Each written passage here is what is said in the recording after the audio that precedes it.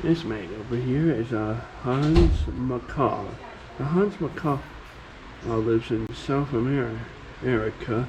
The average size is 10 to 14 feet. Inches.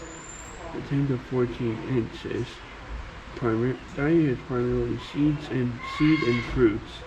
One of the smallest of all the macaws, this colorful bird has bright red markings on the wing tips, as is the case with many of the parrots and macaws. This bird is capable of learning both human voices as well as the ability to mimic